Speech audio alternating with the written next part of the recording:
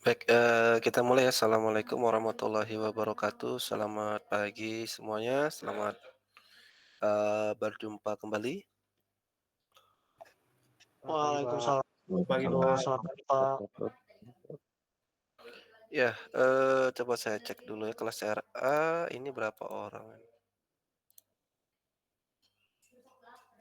70. Banyak sekali 70 ya. Kelas RB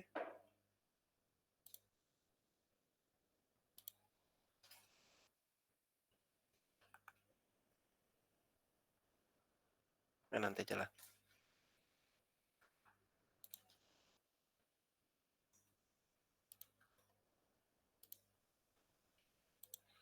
Oke ya, baik ya, untuk pertemuan pertama gitu ya, sesuai dengan pengumuman di GCR kita secara virtual ya, insyaallah di minggu depan kita akan, eee, offline gitu ya. Ruangannya sudah tahu? Di sini sudah ada ya. Kelas RA itu GK 1202 ya. Ya, ini ya. Oke. Tetapi juga bisa kalian sepakati kalau nggak mau offline, online juga bisa ya. Gitu ya. Baik, di pertemuan pertama ini, sama seperti mata kuliah yang lainnya, saya akan menjelaskan dahulu, di pendahuluan ya, ada materi pendahuluan, ada RPS, ada kontrak kuliah ya. Nah, untuk RPS atau rencana pembelajaran, semester ya, nanti saya share itu ya. Ini materi-materi yang akan saya sampaikan sampai, akhir kuliah. Tetapi akhir perkuliahan dengan saya itu hanya di, 7 pertemuan ya. Eee, 7 pertemuan lagi dengan dosen luar biasa ya dari Universitas Lambung Mangkurat. Hal ini sudah saya sampaikan kalau kalian sudah mengambil software tambang ya, kestabilan bawah tanah ya, udah saya sampaikan. Nah, silakan kalian baca ya terkait materi-materi yang akan saya sampaikan ya. Terus materinya itu sama dengan cutting kalian. Jadi kalian bisa minta ke cutting kalian begitu ya, agar bisa belajar dahulu sebelum kalian, join ya di kelas. Agar ada, pemahaman, ada diskusi timbal balik dengan saya. Jangan hanya menerima dari saya saja, gitu ya. Oke, ini silakan kalian baca. Ada lagi kontrak kuliah gitu ya. Jadi ini kontrak kuliah ya, pembelajaran pembelajaran saya ubah ya. Bisa jadi hybrid ya, luring, daring, tapi saya usahakan luring.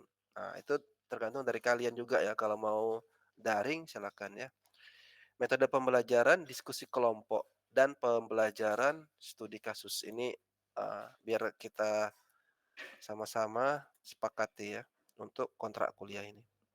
Nah, bentuk evaluasi gitu ya, merangkum saya nggak efektif kemarin ya. Terus kuisnya cuma satu kali ya, tetapi kuis satu kali ini ya, nanti bisa saya ambil dari presensi, bisa dari keaktifan, atau nanti memang saya kuis baik tertulis ataupun lisan gitu ya, cuma satu kali.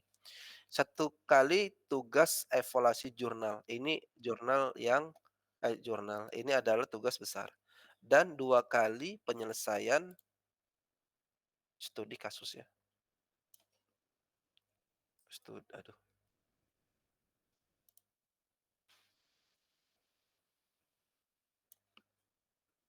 studi kasus. Nah, ini ya.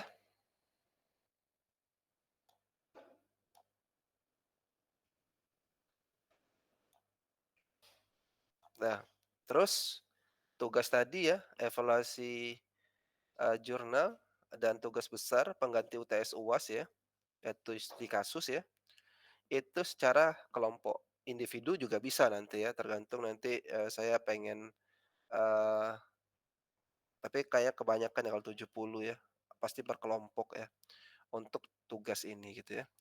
Ya kalau kuis pasti individu ya, tidak berkelompok ya. Nah ini bukan lagi studi kasus tapi bukan lagi, apa namanya itu, PJBL, tapi studi kasus saja ya. Nah, pengganti UAS, UTS tugas kuis ya. Nah, ini bobot penilaian ya sama seperti mata kuliah lain ya, mata kuliah yang saya ampu yang lainnya gitu ya, dan ini pertemuannya, silakan kalian baca gitu ya. Dan ini tata tertibnya juga enggak ini ya, eee, sama seperti mata kuliah yang saya yang lain gitu ya, walaupun di sini tertulis minimum 80% gitu ya, saya tidak akan menerapkan itu ya. Walaupun kalian tidak hadir 80%, kalian tetap bisa ujian ya, tetap bisa, apa namanya itu, mengikuti, eee, tugas pengganti UAS ya, untuk mengerjakan studi kasus, silakan saja. Tetapi bagi kalian ya, yang jarang hadir, jangan jangan berharap, nilai kalian dikatrol, nilai kalian diangkat, nilainya seadanya kan ya. Karena ya dari kalian juga nggak serius, tidak punya semangat gitu ya, datang ke kuliah saya untuk memahami, tentang peledakan. Ya ngapain kita memberikan nilai yang bagus ya, berarti nilai seadanya saja, begitu ya. Nah, di sini nanti, ada tanda tangan kalian gitu ya. Wah ini saya update dulu ya, SNI 7571, tahun 2023 ya, udah ada yang baru ini. Nah, oke, udah, ini udah. Nah, sekarang kelas RA, saya minta namanya siapa yang mau jadi ketua kelas. Saya mau namanya dulu ya, suaranya dulu lah siapa? Siapa? Mana suaranya? Begini Pak, Siapa ini? izin masuk Pak, saya Pak Ferly Putra Pak. Kamu udah pernah jadi ketua kelas di mata kuliah saya? Pernah Pak di software. Di semester ini? Semester ini atau semester lalu? Iya Pak, semester lalu. Oh, nggak apa-apa kalau semester lalu. Kalau semester ini jangan ya. Jadi Ferly ya? Ferly Ya Pak Ferly Putra. Putra ya? NIM-nya 12, Dua 23 tiga ya, tujuh nol 70. nol nol tujuh nol. Nih, gitu ya. Ya Pak. Oke, nanti, coba saya sign di ini ya, di Siakat Peledakan RA ya, Ferly.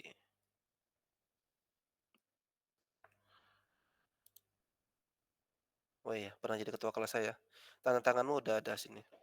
Oke, ketua kelasnya Ferly, tugasmu mengisi BAP, koordinasi jadwal, perubahan jadwal ya, baik perubahan jadwal dari saya atau perubahan jadwal dari kalian ya.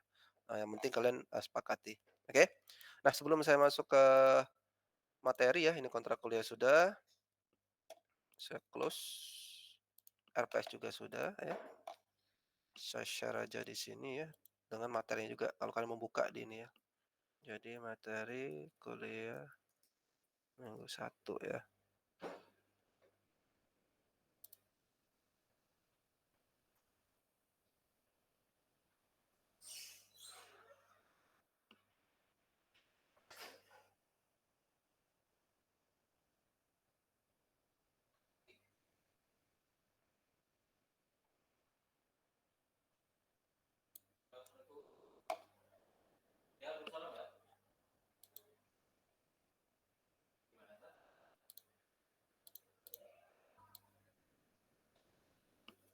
Pertama mau ada yang baca lebih detail ya. Terus RPS.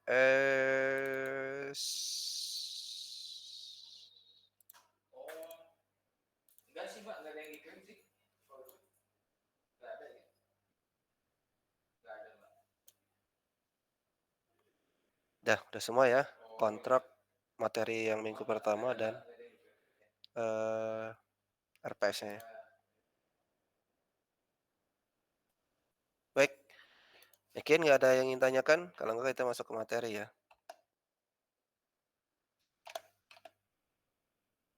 Dah, eee, sama ya, saya mau mendengar alasan, 2 cowok, 1 cewek aja ya. Kenapa kalian mengambil mata kuliah peledakan? Mata kuliah peledakan ini cuman pilihan ya, nggak wajib. Kalian pasti tahu ya, nggak semua tambang itu menerapkan peledakan, ya. Tapi kebanyakan perusahaan tambang itu menerapkan peledakan. Saya random ajalah, kalau nanti yang berinisiatif berarti itu aja orangnya. Cowok dulu. Kalau nggak ngerespon, saya anggap nggak hadir ya. Hindra, mana Hindra? Hadir Pak, hadir Pak. Nah, apa kamu ngambil mata kuliah ini? Izin Pak, izin jawab. Kenapa saya ngambil mata kuliah bahan peledakan dan peledakan ini Pak, sebenarnya, saya agak tertarik ya Pak sama peledakan ini, dan ini rencananya juga saya jadikan opsi lain untuk di TA saya. Kalau TA saya nggak ke geotek, saya rencananya mau ke peledakan Pak. Jadi, untuk menambah wawasan saya di bagian peledakan aja Pak. Oke, terima kasih Hindra. Cewek sekarang. Putri Sitio, bapaknya Tio nih pasti nih. Mana Putri? Satu, Putri. Kalau nggak ngerespon dah ya, saya ingat ya. Lanjut, Pak. Ya, Eee, Tujuan saya ngambil bahan peledakan itu, Pak, karena menurut saya minat, Pak, di bagian, tertarik kemarin kan ada visit company kan, Pak, kayak blasting itu saya tertarik, Pak, untuk lebih mengetahui lebih dalam gimana caranya melakukan peledakan di pertambangan, Pak, kayak gitu, Pak. Terima kasih, Pak. oke. Lebih dalam ya. Sekarang cowok lagi.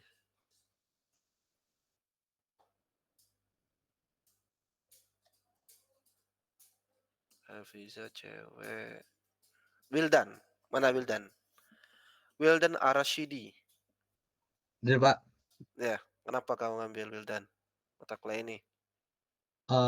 izin menjawab Pak, kenapa saya mengambil mata kuliah peledakan ini khususnya Pak. Saya ini sebenarnya tertarik ada ketertarikan di bagian geotek atau di bagian sama kayak Hindra gitu Pak. Di bagian tapi, peledakan ini memiliki suatu hal yang menarik juga Pak menurut saya. Jadi mau saya pelajari lebih lanjut, apakah saya tertarik ke bidang peledakan ini atau enggak Pak, gitu Pak. Oke, masih ini ya. Ya, jadi terima kasih ya Wildan ya. Jadi, sebenarnya ya, mata kuliah pilihan di kita tuh nggak banyak. Jadi wajar kalau kalian mengambil, beberapa mata kuliah pilihan gitu ya, yang tujuannya untuk mencukupi SKS kalian sebenarnya itu dulu. Nah, tetapi kalau SKS kalian sudah cukup, pilihlah mata kuliah yang sesuai, dengan konsentrasi kalian. Konsentrasi ini akan mendukung penelitian KP, penelitian TA kalian, begitu ya. Terus kalau peledakan gitu ya, nggak ada konsentrasi peledakan di kita, gitu ya. Konsentrasi di kita itu ya, kan kita ada kelompok keilmuan itu P3 ya, penambangan, pengolahan, dan pemurnian. Satu lagi, eee, kalau, kelompok keilmuan kita itu ada, ESDB gitu ya. Nah itu yang ditambang gitu ya. Kalau yang nanti di tingkat, eee, bidang fakultas beda lagi nanti ya. Kita gabung dengan prodi migas, rekayasa migas gitu ya. Nah tapi kalian kan anak tambang gitu ya, eee ada yang mau fokus atau konsentrasi ke migas? Kan enggak gitu ya. Nah, makanya fokusnya di tambang. Nah, ternyata untuk, peledakan itu bukan sebagai konsentrasi ya. Tapi kalau kalian mau mendalami silakan saja, tetapi itu nggak masuk ya di prodi kita sebagai konsentrasi ya, di bagian kelompok keilmuan. Yang masuk itu adalah geotek ya. Nah, tapi peledakan juga bagian dari geotek gitu ya. Nah, silakan karena apa? Eee, Kalau kalian mau memenuhi keamanan lereng gitu ya, kalian harus mempertimbangkan getaran peledakan. Nah, artinya kalian harus menguasai semua tuh, ya stabilitas lereng, kestabilan lereng, dan perancangan peledakan gitu ya. Atau kalian juga menghubungkan dengan produksi ya. Jadi peledakan itu bagian dari produksi ya. Nah, tapi produksi ini tidak juga menjadi konsentrasi di kita gitu ya, nggak ada produksi itu, tapi TA-nya boleh tentang itu, gitu ya. Jadi kalau dikaitkan produksi dengan peledakan, peledakan itu salah satu cara atau metode untuk memenuhi produksi, gitu ya. Karena, peledakan itu adalah salah satu cara pemberdayaan, kan ada penggalian gitu ya, ada peledakan, ada penyemprotan kalau ditambang semprot begitu ya. Nah itu, eee merupakan salah satu cara dalam pemberdayaan batuan, gitu ya. Baik, lanjut ya. Kalau ada pertanyaan silakan kalian potong saja nggak apa-apa gitu ya, "Pak, saya ingin bertanya, Pak," gitu ya. Karena saya harap memang kalian bilang tertarik itu berarti, eee, ada semangat lah gitu ya, nggak penuh semangat nggak apa-apa, tapi ada semangat ya, pengen tahu gitu ya. Setiap kata yang membingungkan itu harusnya kalian tanya gitu ya, "Oh ini apa?" Gitu ya, "Kok saya nggak bisa?" Gitu ya. Nah kalau udah selesai, ya kalian coba nanti belajar sendiri gitu ya, belajar di apa namanya itu, di referensi lain ya, di Google banyak gitu ya. Kalian klik apa, tapi, kalau dengan saya atau dosen lain, pasti penjelasannya akan dikombinasikan dengan contoh gitu ya, atau pengalaman di lapangan gitu ya, itu pasti kita berikan gitu ya. Nah, sekarang kita tujuan peledakan. Kenapa sih gitu ya, ada peledakan gitu ya? Eee, jangan lihat di sini gitu ya, kalian tahu nggak sebenarnya tujuan peledakan itu apa? 2 aja sebenarnya. Sekarang kan, tadi sudah bilang kuis itu bisa saya ambil dari ke keaktifan gitu ya. Coba saya mau, dengar 2 orang, 2 alasan kenapa peledakan itu dilakukan di penambangan. Hindra, silakan. Setelah Hindra Putra. Pak, Ya, izin izin menjawab, Pak. Yang saya tahu kenapa dilakukannya peledakan itu adalah untuk, membantu meningkatkan produktivitas dari, tambang tersebut, Pak. Jadi dengan cara memperkecil ukuran volume-volume dari material yang ingin ditambang, Pak. jadi tujuannya apa sebenarnya kata kuncinya? Satu, Ini Pak, meningkatkan produktivitas, Pak. meningkatkan produksi ya, produktivitas itu nggak bisa ditingkatkan ya, produksinya yang bisa ditingkatkan. Iya, Pak. Eee, terus 2 apa? Tujuannya apa? Izin Saya Pak, kalau untuk yang saya tahu itu, Pak. oke. Tadi Putra ya? Setelah Hindra, angkat tangan tadi. Baru Jeremia. Dah Jeremia langsung lah. Oke Pak, untuk yang pertama mungkin uh, mempermudah dalam proses hauling Pak, sehingga batuan ataupun material yang diambil dalam artian lebih kecil Pak dari sebelumnya.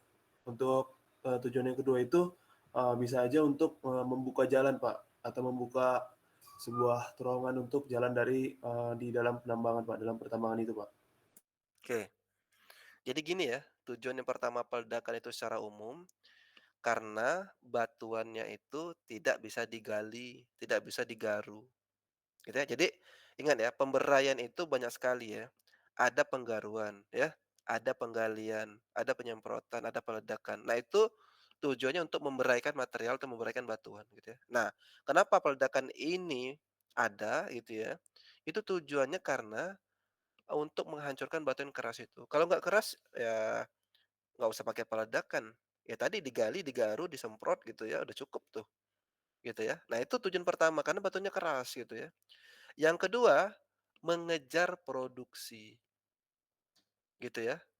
Jadi, ya bahasa Hindra tadi meningkatkan produksi, boleh gitu ya. Jadi, dengan peledakan, produksi akan bisa jauh lebih besar dibandingkan cuman penggalian. Nah, sebenarnya juga bisa, sama ya, peledakan dengan penggalian juga sama, tetapi akan menggunakan banyak sekali ekskavator dan alat angkut, dump truck. Nah, itu nggak efisien tuh kalau di pit, akan terjadi antrian, ya. Antrian terjadi, produksinya jadi terhambat gitu ya. Tapi kalau peledakan tidak ya, karena peledakan itu ya, sekali peledakan mungkin per sekian detik itu batuan hancur tuh, gitu ya. Dan tadi dilanjutkan oleh Jeremia ketika ukuran butirnya atau dibilang fragmentasi gitu ya, itu seragam dan bisa diangkut sehingga pengangkutannya sangat mudah, begitu. Begitu ya, cuma 2 itu ya, tolong diingat ya. Satu tentang kekerasan batuan, yang kedua tentang meningkatkan produksi. 2 itu aja ya alasannya. Nah, sebelum itu kita harus paham dulu ya, karena peledakan itu bagian dari penambangan, bagian dari produksi ya, penambangan itu sama dengan produksi sama juga ya, kan penambangan untuk memproduksi gitu ya. Nah, yang pertama menambang itu untuk memaksimalkan nilai dari sumber daya mineral atau batu bara, gitu ya. Jadi, nilai dari sumber daya itu kalau di bawah tanah tuh nggak ada artinya gitu ya. Ketika itu ditambang, diangkut ya, diproses lebih diolah lah, itu lebih tinggi lagi tuh nilainya. Itu maksudnya ya, tujuan penambangan. Jadi penambangan itu jangan lagi kata orang, "Wah, merusak lingkungan." Berarti memandangnya itu di bidang apa tuh, di pandangan lain gitu ya. Cara pandangnya itu yang ke menjatuhkan gitu ya, industri pertambangan gitu ya. Eee, Tuhan gitu ya, memberikan sumber daya atau komoditas di bawah bumi itu pasti ada tujuannya gitu ya.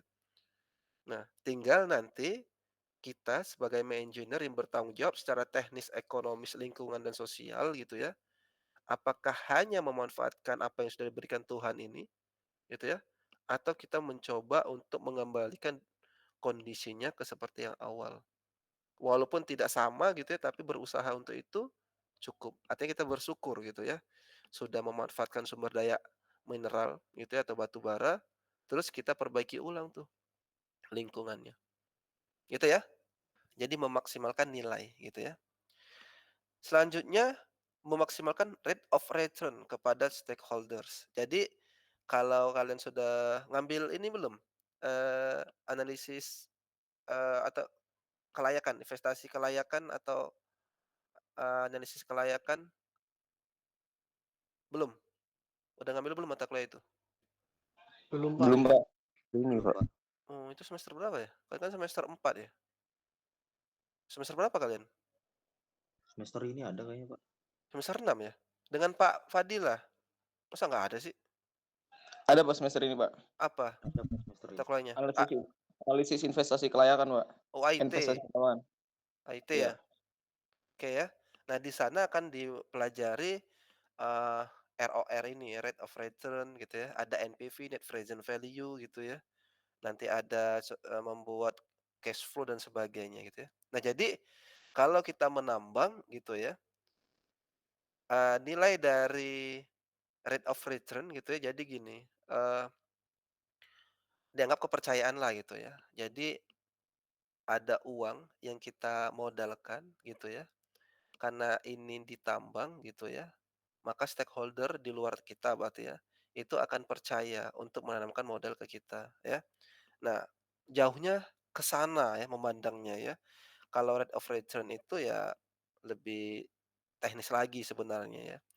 Tapi dengan kita memaksimalkan gitu ya, sumber daya mineral ini dengan cara penambangan ya, stakeholder itu akan percaya dan akan berpengaruh ke ekonomi. Ekonomi, utamanya adalah modal ya. Jadi perusahaan ketika menambang gitu ya, akan menarik para pemodal gitu ya untuk menanamkan sahamnya, sebenarnya gitu ya.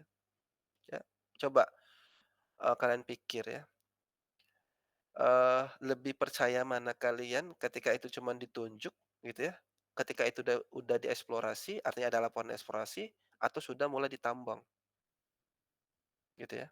Pasti kalian lebih percaya ketika itu sudah ditambang, sudah ada bendanya itu, sudah ada batuan yang ditambang, gitu ya. Nah, kalau sudah ditambang, sudah ada, kalian pasti lebih yakin tuh menanamkan uang kalian sebagai modal di perusahaan itu, gitu ya. Nah, selanjutnya penambangan itu juga untuk mempertahankan standar keselamatan tinggi. Nah, ini sudah ke K3 ya.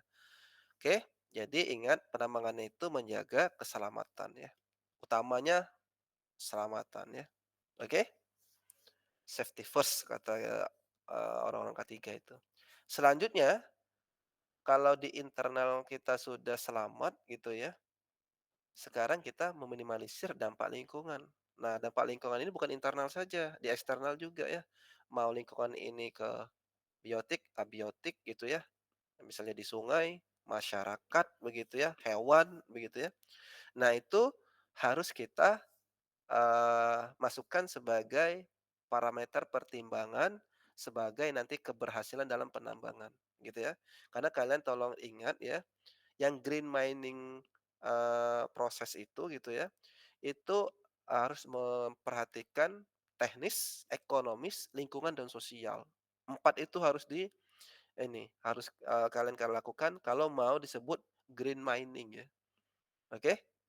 Nah, ternyata green mining itu bukan cuma lingkungan aja gitu ya, kelihatan ya lebih luas lagi artinya green mining itu ya, sampai ke sosial itu diperhatikan, oke?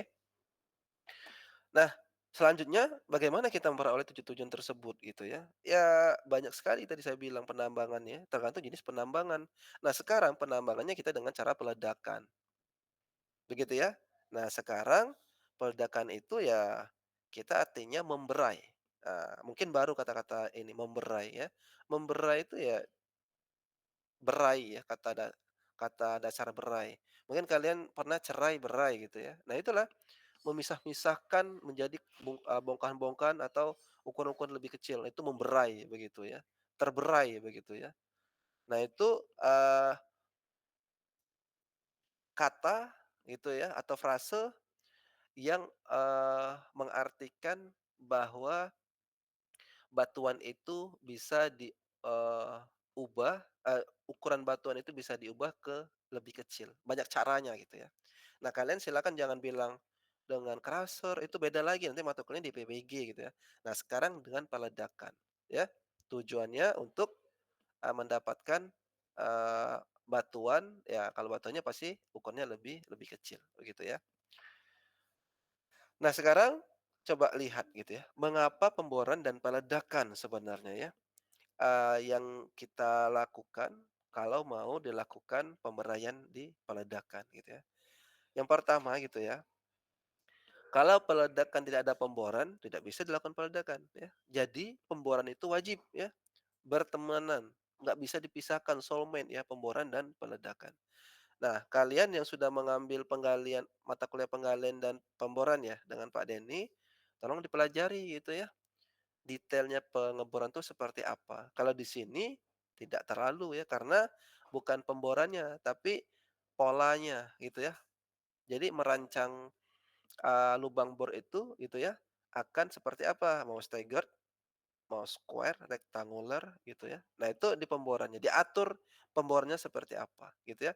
Bukan nanti teknis pemborannya gitu ya, misal menggunakan alat Furukawa gitu ya, terus penetrasinya sekian ton per milimeter kuadrat misalnya, itu enggak seperti itu ya, untuk menghasilkan batuan ini dalam 5 jam, dalam 5 menit per 1 meter misalnya itu enggak seperti itu ya. Oke, nah itu ada mata kuliah lain di, penggalian dan pemboran ya, itu dengan Pak Denny. Oke, nah sekarang kalian lihat gitu ya, kenapa, pemboran dan peledakan gitu ya. Nah tadi saya bilang pemboran peledakan tidak bisa dipisahkan, tapi untuk kegiatan peledakan gitu ya. Kalau bukan peledakan, pemboran itu bisa dipisahkan. Contohnya, pemboran itu untuk eksplorasi, ya. Jadi pemboran untuk mendapatkan sampel eksplorasi. Nggak perlu peledakan tuh eksplorasi, gitu ya. Pemboran juga bisa geotek, mendapatkan sampel uji geotek, nggak perlu peledakan, gitu ya. Nah, tetapi khusus di peledakan, pemboran itu wajib, gitu ya. Kalau nggak bisa dilakukan peledakan. Oke? Nah, sekarang kita lihat ya, kira-kira kalau kalian bisa menjelaskan gitu ya, kenapa intensitas peledakan itu jauh lebih atau meningkat gitu ya, dari melihat gambar ke kiri dan ke arah kanan. Ada nggak yang bisa menjelaskan? Kalian kan sudah belajar geologi ya, tahu dong batuan itu seperti apa. Ada yang bisa jelasin dari gambar itu? Aska, silakan Aska. Izin Pak, menurut saya mungkin dari tingkat kekerasan batuannya Pak. Jadi semakin keras batuannya butuh lebih lagi untuk bahan peledak yang gitu Pak. Menurut saya Pak. Oke, ada lagi?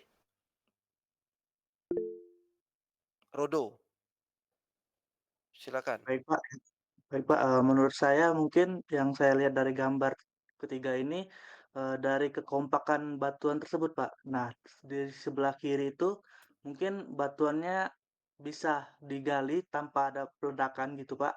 Nah, yang di tengah ini mungkin bisa digali, cuman ada beberapa bagian yang memang perlu dipeledakkan, sedangkan bagian yang, paling kanan itu sangat masif atau sangat kompak gitu, Pak, batuannya, atau bisa dibilang itu cukup keras dan tidak bisa dilakukan penggalian. Makanya, intensitas peledakan ke kanan yang semakin kanan itu, diperlukan adanya peledakan gitu, Pak. Gitu, Pak. Oke ya. Jadi sebenarnya kalian artikan dulu intensitas gitu.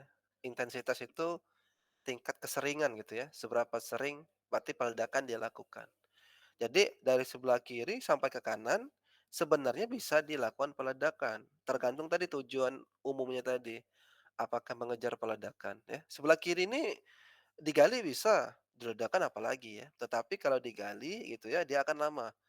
Ya mau diberai ya, dihancurkanlah batuannya ini dengan peledakan. Nanti penggaliannya lebih enak gitu ya. Itu bisa gitu ya. Artinya apa? Eee, berapa banyak peledakan dilakukan ketika dilakukan di sini dan di sini ya. Pasti di sini ya.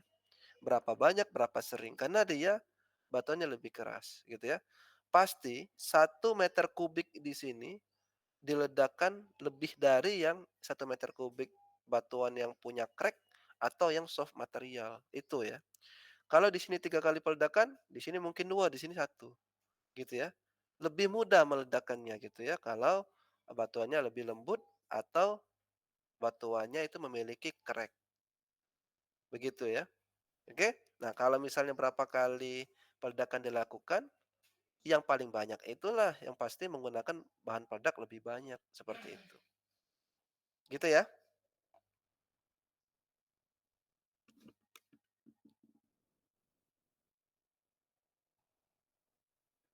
Bunyinya apa itu ya? Di luar? Oh ya, oke.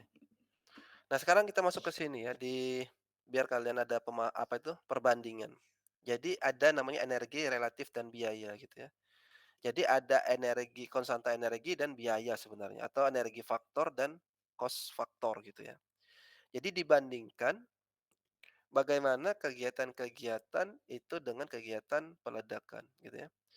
Jadi energi spesifik gitu ya. Jadi KWH ini adalah kilowatt hour per ton ya. Dibutuhkan energi untuk menghasilkan 1 ton material ya. Jadi 0,1 sampai 0,25 kilowatt hours per ton tuh gitu ya. Untuk cost-nya 0,1 sampai 0,25 dolar per ton. Atau energi faktornya 1 ke 1 tuh. Artinya sangat ideal gitu ya. Nah, bagaimana dengan, muatan dan pengangkutan ya? Dia lebih besar ya, sampai bisa 0,5 gitu ya, cost-nya artinya lebih besar, energi faktornya bisa 1 sampai 5, cost faktornya 2 sampai 10 gitu ya. Crushing, apalagi grinding, apalagi ya. Artinya gini, peledakan itu ya, kegiatan di tambang yang paling murah sebenarnya, karena melihat hasil yang didapatkan, gitu ya. Nah, kalau kalian bayangkan ya, menggali batuan seluas, eee, misalnya, 20 kali 20 gitu ya, dengan peledakan gitu ya. Penggaliannya mungkin perlu berhari-hari sebelum diangkut ya. Tapi kalau peledakan, paling, cuman berapa jam gitu ya, atau sehari gitu ya, mempersiapkan lubang bornya gitu ya, inisiasi dan meledak langsung. Gitu ya, dan terus langsung bisa diangkut. Tapi kalau penggalian pasti pasti lebih lama gitu ya. Nah ini, ada penelitiannya tapi saya nggak masukkan ya, saya lupa masukkan, referensinya gitu ya. Ini kalau kalian bisa membandingkan gitu ya, untuk cost dan spesifik energi gitu ya, oke? Nah jadi, lebih dalam lagi ya, tujuan peledakan itu ya, pasti tadi memberai batuan. Sehingga mudah untuk digali gitu ya, sehingga mudah diangkut gitu ya. Terus apalagi, setelah itu memenuhi syarat pengangkutan, kita ke syarat keamanan gitu ya. Jangan sampai peledakan tapi lereng kita retak, hancur gitu ya. Nanti kita peledakan lereng lainnya runtuh, sama aja bohong gitu ya. Nah, artinya apa? bukan hanya di penggalian, pengangkutan, atau di bilang produksi gitu ya, tetapi juga di lingkungan dan keselamatan. Oke? Safety, tidak ada gangguan dan sebagainya ya. Oke? Nah, hasil peledakan ini kata-kata yang baru fragmentasi ya. Fragmentasi itu adalah, distribusi atau, ukuran-ukuran batuan yang sudah diledakkan, gitu ya. Jadi fragmentasi itu adalah ukuran-ukuran batuan yang telah diledakkan, gitu ya. Mau dia kerakal, kerikil ukurannya, bongkah gitu ya, itu adalah fragmentasi. Nah, karena terlalu banyak itu batuan yang pecah itu apa disebut? Batuan pecah, gitu ya. Nah, batuan pecah itu kayak bahasa orang umum aja ya, kayak dipecah batuannya. Tapi kalau dipeledakkan namanya fragmentasi ya, oke? Nah, terus ada perpindahan mark-pile dan bentuknya gitu ya. Jadi perpindahan mark-pile ini adalah perpindahan bentuk lereng ya, gitu ya. Jadi bentuk lerengnya itu seperti runtuh karena sudah diledakkan gitu ya. Ada juga nanti loss wajar ya, tapi nanti ini kita bahas lebih detail ya, loss itu seperti apa, dilusi apa ya. Intinya loss itu pasti ada kehilangan gitu ya. Jadi, ketika peledakan ada kehilangan dari, eee cadangan yang kita mau ambil. Kalau itu nggak dilakukan, mungkin terjadi dilusi gitu ya. Nah, dan recovery-nya pasti akan menurun gitu ya. Jadi kalau kita milih loss, tidak terjadi dilusi. Tapi kalau kita milih dilusi, bisa terjadi loss gitu ya. Oke? Kalau loss di pengangkutan, berarti batuan-batuan itu jatuh ya dari dump truck. Nah, itu loss namanya, gitu ya.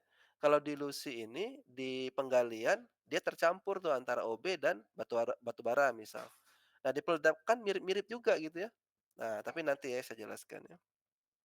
Terus ada damage, pasti gitu ya hasil peledakan itu menghasilkan hancuran gitu ya. Karena memang, tujuannya menghancurkan, memberai gitu ya. Nah, tetapi memberai ini kalau bisa kita batasi di area peledakan saja. Jangan sampai nanti di lereng-lereng kita lain gitu ya, di kantor gitu ya, di mana, di rumah masyarakat, rata-rata begitu ya, walaupun sering terjadi, tapi damage ini pasti dihasilkan gitu ya.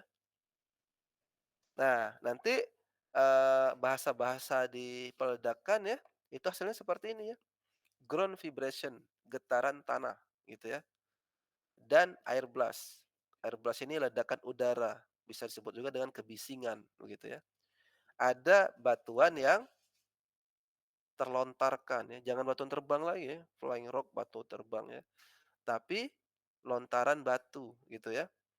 Ada fumes ya, gas-gas beracun dan nanti, eee, apa namanya itu, ada hasil peledakannya ini, aduh satu lagi itu ya, apa ya, misfire gitu ya, bisa dihasilkan ya misfire itu ya. Jadi hasil peledakan itu adalah bukan misfire sebenarnya ya, saya lupa bahasanya itu. Karena misfire itu ya, itu udah akibatnya. Nah, jadi tertinggalnya bahan peledak di dalam lubang. Nah itu saya lupa ya, apa sih, bahasanya ya. Tetapi itu biasanya dikarenakan misfire. Misfire itu nggak meledak lubangnya gitu ya. Nah, kalau nggak meledak gitu ya, bahan peledak di dalam lubang masih ada, terus, kabel-kabelnya itu sudah putus semua, nggak mungkin disambung, dan nggak mungkin juga bahan peledaknya diambil lagi gitu ya. Artinya apa? Akan menghasilkan, cost lebih besar. Nah, kenapa cost lebih besar? Karena batuannya itu nggak hancur ya. Kita sudah mengeluarkan, uang dengan mengebor dan memasukkan bahan peledak tapi nggak meledak, gitu ya. Harusnya biaya ini dibayar dengan batuan itu hancur. Nah, karena nggak hancur ya berarti cost-nya meningkat begitu ya. Kenapa meningkat? Pasti dibutuhkan lubang bor yang baru, pasti dibutuhkan atau dimasukkan bahan peledak lagi. Nah, makanya cost-nya pasti meningkat gitu ya. Oke. Nah, safety gitu ya, memungkinkan ada kecelakaan, kan bisa, baca ya, penanganan penanganan bahan peledak pas di gudang handak bisa terjadi ya, karena itu zat kimia gitu ya. Terus diangkut menggunakan truk, penanganan bahan peledak itu pasti memiliki kemungkinan kecelakaan. Misfire apalagi ya, misfire itu bahan, lubang ledak yang tidak meledak, itu pasti ya, memiliki kemungkinan kecelakaan. Retakan konstruksi gara getaran, lontaran batu ya, dan ada batuan yang runtuh gitu ya. Nah, ada juga kecelakaan yang menyebabkan gitu ya. Nah, jadi kalau misalnya sudah terjadi, berarti peledakan itu sebagai kecelakaan yang menyebabkan seperti itu ya. Jadi yang atas ini mungkin, tapi yang bawah ini ya, itu sudah menyebabkan. Apa? Bisa saja kalau peledakan itu menjadi kecelakaan, kehilangan atau kerusakan personil ataupun peralatan ya. Batuannya terlontarkan, kena alat berat, hancur alat beratnya ya. Kena rumah, hancur rumahnya gitu ya, itu contohnya ya. Terputusnya produksi. Jadi contohnya, kalau peledakan dilakukan terus lerengnya runtuh, menutupin rem atau jalan tambang, produksinya stop tuh. Nah itu ya, itu termasuk kecelakaan namanya ya. Karena apa ya, semua proses di lapangan ya, walaupun itu korbannya ada alat gitu ya, atau fasilitas, karena lereng itu ada fasilitas gitu ya, termasuk fasilitas di tambang, berarti kecelakaan. Kecelakaan untuk fasilitasnya. Ya, bukan cuman orang aja ya kecelakaan itu. Oke, nanti kalau mungkin kalau kalian di K3 ada yang kecelakaan ringan, berat, fatal gitu ya dan sebagainya. Nah, terus ada lagi kalau misalnya peledakan itu, sudah terjadi kecelakaan, pasti akan, adanya kompensasi atau claims gitu ya. Nah, ini ya tambang itu pasti mengasuransikan pekerja-pekerjanya gitu ya.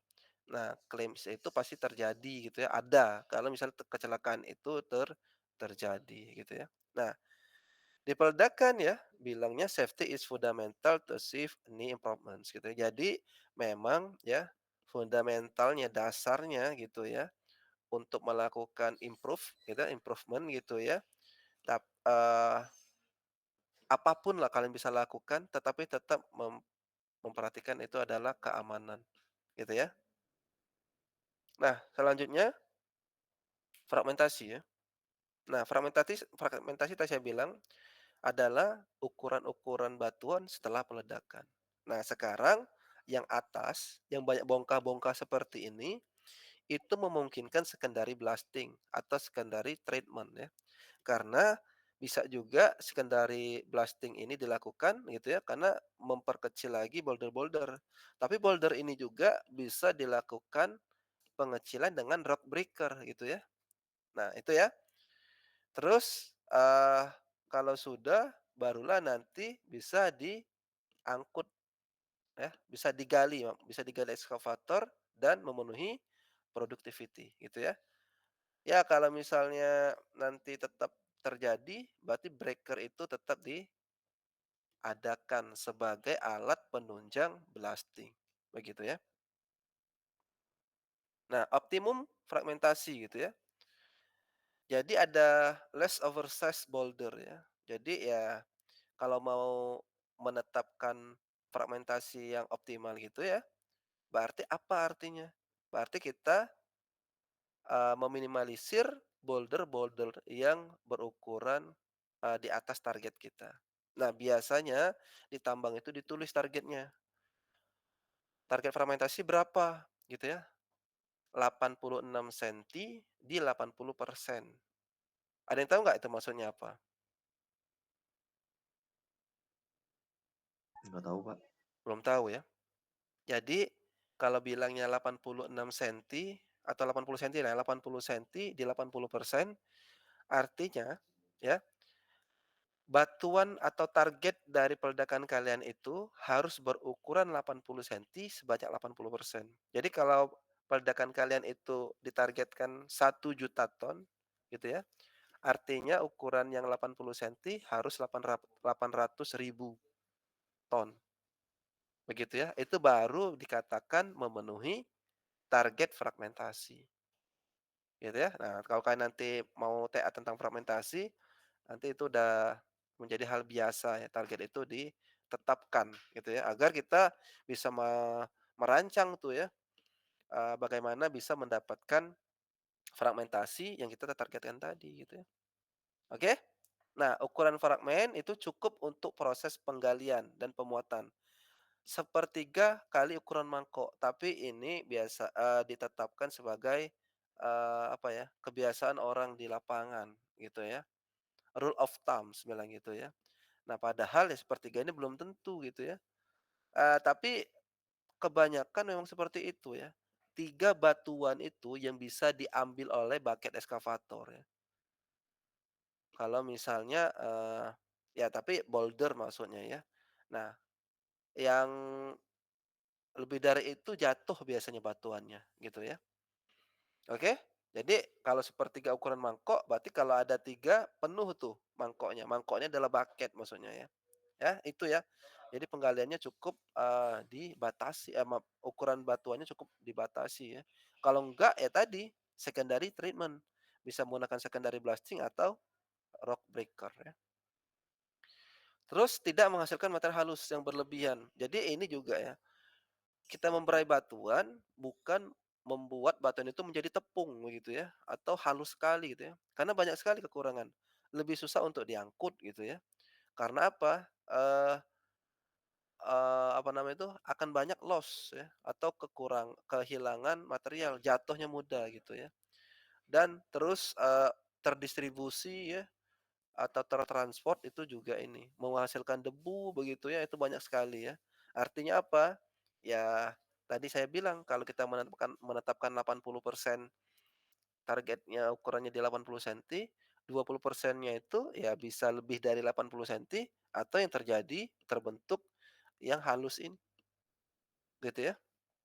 Kalau lebih dari itu ya berarti yang nomor 3 ini terjadi ya, material halusnya berlebihan. Oke? Oke, nah nanti semuanya itu ya tergantung dari jenis dan ukuran alat gali muat gitu ya, kapasitasnya. Tapi, semuanya itu ya bukan tergantung ya, kerjasama ya, nanti kerjasama dengan orang produksi ya. Peledakan itu pasti bekerja sama dengan orang produksi ya. Terus jenis material ya, mau nanti waste atau material berharga. Waste ini ya OB contohnya ya. Material berharga ini ya batuan yang memiliki kadar atau batu bara seperti itu ya. Sangat tergantung itu ya. Nah, ini bentuk makpile saya bilang tadi ya. Yang awalnya garis putus-putus ini lereng, ada bentuk makpile front end loader seperti ini ya. Ada juga nanti, untuk, makpile untuk shovel gitu ya. Jadi kalau misalnya kita rencanakan, makpile, makpile itu ya bentukan, hamparan ya. Jadi bentukan dari hamparan hasil peledakan ya. Ini lereng, hamparannya sedikit lebih landai atau, hamparannya menjadi sebentuk bukit atau ini ya, gunung gitu ya. Ini untuk menentukan alat apa yang baik digunakan ya. Kalau seperti ini, ada yang tahu tadi apa namanya ini? Alat ini apa namanya? Ada yang tahu nggak? Yang atas. Yuk, siapa yang tahu ini? Udah ngambil peralatan tambang dan ini ya, penanganan material ya. Masa nggak tahu ini? Well loader ya, Pak? Well loader, betul sekali. Well loader ya. Kalau ini? Power shovel. Power shovel atau shovel ya. Karena udah ada di sini ya. Yang nggak tahu ya, alat berat ya. Nah, sekarang, ini ukuran peralatan gitu ya. Saya nggak terlalu ini karena apa, ini sebenarnya untuk, pemboran dan pengangkutan gitu ya. Ya, kalau nanti kalian mau bahas pemboran di peledakan, cukup TA-nya tentang pemboran di peledakan, nggak usah digabung-gabung ke peledakan ya. Karena pemboran itu juga cukup, tinggi ya, targetnya kalau menjadikan TA ya. Nggak mudah pemboran itu. Makanya kalau pemboran, pemboran saja, peledakan, peledakan saja. Dan kalau misalnya produksi, pengangkutan ya itu aja gitu, jangan, digabung-gabung gitu ya. Nanti ya kalau mau gabung, berarti kalian harus ada beberapa kelompok tuh gitu ya. Misal, kalian mau mulai dari pengeboran, peledakan, pengangkutan, ya berarti buat tim 3 orang, tapi di lapangan yang sama. Boleh seperti itu. Dan satu pembimbing misal. Nah, kalau kalian udah rencanakan itu, kami lebih senang sebenarnya.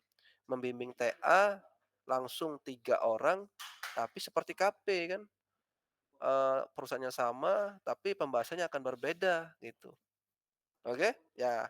Dan, biasanya kalau misalnya pengerjaan secara berkelompok itu lebih ini ya, lebih ringan, lebih semangat kan ada temen gitu ya.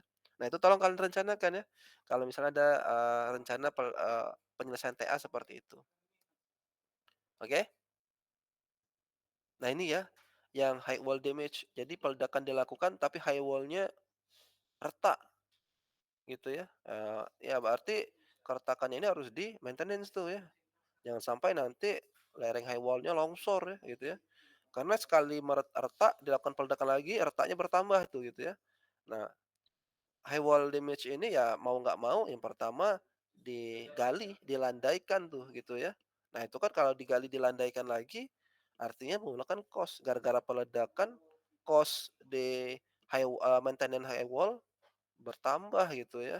Berarti peledakannya nggak ekonomis tuh. Oke? Dah. Oke. Nah ada cold damage gitu ya. Nanti ini menjelaskan mana itu dilusi, mana itu loss. Nah seperti ini ya. Gini. Yang putih yang atas ini ya, yang ada bilangnya bukan arsiran ya, apa bilangnya ini, hedge gitu ya, hedge tapi bentuknya yang kayak plus-plus gini, itu OB gitu ya. Yang ini batu bara. Yang ini adalah batas OB dan batu bara garis hitam ini. Nah, untuk menentukan batas ini saat pengeboran itu sangat sulit sekali gitu ya. Nah, tetapi bisa dilakukan walaupun sulit dengan, eee, memberikan geometri peledakan yang namanya adalah subdrilling. Nah, nanti ya di minggu depan kita, masuk ke geometri peledakan ya. Ada burden spacing ya, ada nanti column charging, subdrilling ya. Nah, itu geometri. Nah, subdrilling itu kalau diberikan artinya kita mengebor OB ini yang mau diledakkan sampai menembus batu bara, gitu ya.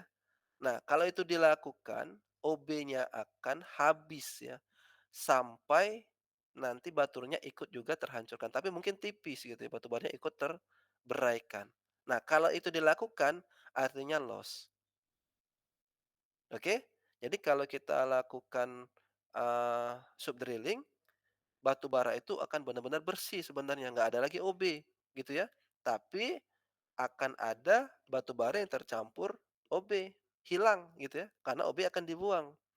Nah, satu lagi, kalau kita nggak pakai subdrilling, kemungkinan akan dilusi, karena OB-nya akan tertinggal di atas batu bara, ya. Artinya apa? Batu bara itu akan ikut tergali dengan batu bara dan terangkut, makanya dilusi. Ya, agar dia bersih bisa diolah, dicuci dan sebagainya gitu ya. Itu ya, perbedaan dilusi dan loss. Apa ada yang masih bingung? Perbedaan dilusi dan loss di peledakan? Bisalah ya, mudah ya. Oke. Ini sebenarnya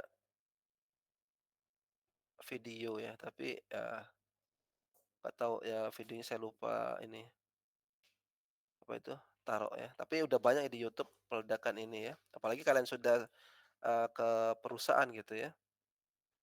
Ada kemana kalian? Ke Alus ya kalau nggak salah ya, yang kemarin ada peledakannya, sama saja ya. Oke, mau di batu bara, mau ini peledakan seperti itu. Paling ya kalau peledakannya menggunakan banyak banyak ini bahan peledak ya getarannya lebih besar, suaranya lebih kencang gitu biasanya. Oke. Nah, nanti ini ya dampak dari peledakan itu yang sering dikomplain oleh masyarakat atau warga sekitar perusahaan peledakan ya, perusahaan tambang yang menggunakan metode peledakan. Getaran tanah dan kebisingan gitu ya. Jadi kita atau manusia gitu ya utamanya itu sangat terganggu dengan ledakan udara yang bising, kaget. Nah, itu ya. Kalau ada yang jantungan bahaya gitu ya dan getaran ya. Getaran ini mengganggunya di mana? Biasanya mengakibatkan meretakan, konstruksi. Nah, itu ya. Jadi maka 2 ini sangat, apa ya, hasil dari peledakan atau dampak dari peledakan yang sangat harus kita jaga gitu ya. Karena tadi dampaknya ke masyarakat atau ke warga itu sangat sangat, sensitif gitu sebenarnya, sangat sangat mudah mereka terpacu ya emosinya ya gara-gara ini gitu ya. Tapi tenang gitu ya, semuanya bisa kita desain dan kita batasi dengan aturan pemerintah.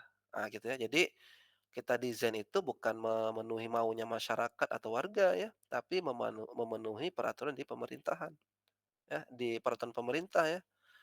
Nanti sudah saya ubah yang aturan di SNI ya, Standar Nasional Indonesia tahun 2000 nomor 7571 dan 7570 tahun 2023 ya, tentang standar baku, getaran tanah dan kebisingan di tambang terbuka begitu ya. Oke? Nah, selain itu ada juga gas-gas peledakan, tetapi gas peledakan ini atau fumes ya, itu kan internal gitu ya. Makanya, perlu dijaga di, internal perusahaan dengan cara, eee, yang dekat di sana menggunakan masker gitu ya. Yang di dekat situ tadi kebisingan menggunakan air plug begitu ya, penutup telinga, tapi biasanya kalau perusahaan-perusahaan itu nggak nggunain air plug gitu ya, gunain headset aja cukup gitu ya.